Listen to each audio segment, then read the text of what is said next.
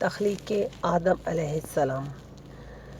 جب اللہ تعالیٰ نے حضرت آدم علیہ السلام کی تخلیق کا ارادہ فرمایا تو حضرت جبریل کو حکم دیا کہ وہ زمین کے مختلف حصوں سے مٹی لائیں۔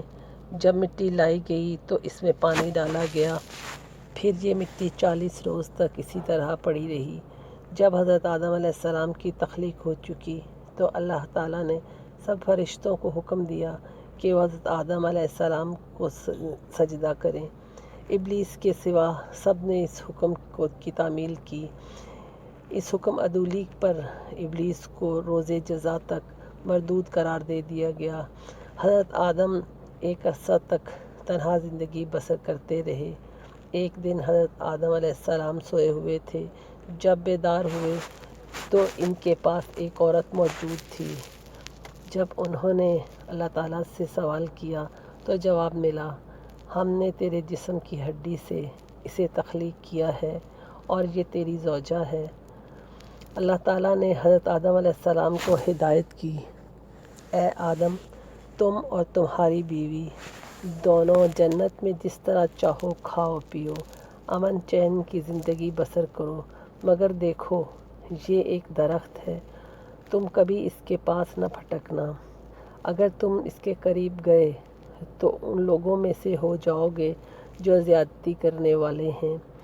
اس ہدایت کے باوجود دونوں نے ممنوع درخت کا پھل کھایا۔ اللہ تعالیٰ نے دونوں کو زمین کے مختلف حصوں میں اتار دیا۔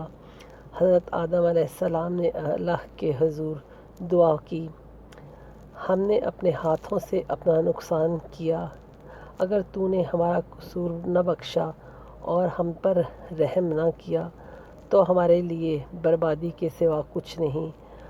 آپ علیہ السلام کی دعا قبول ہوئی اور حضرت حوا علیہ السلام کی آپ سے مقام عرفات پر ملاقات ہوئی۔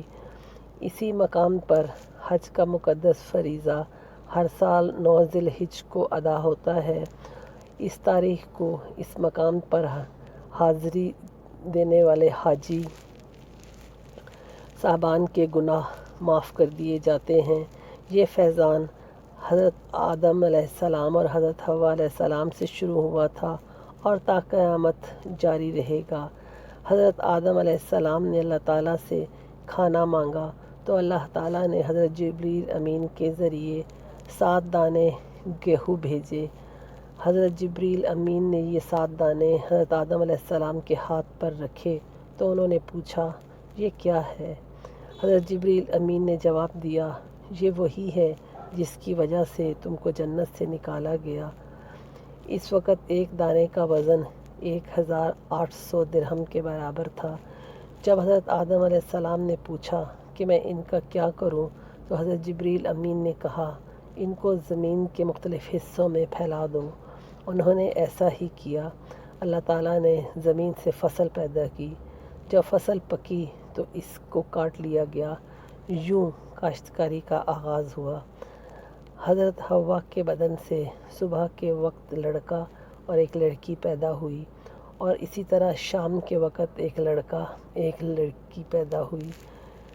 صبح کی لڑکی شام کے لڑکے سے بیاہی جاتی۔ حضرت آدم علیہ السلام کی عمر 1000 سال تک تھی۔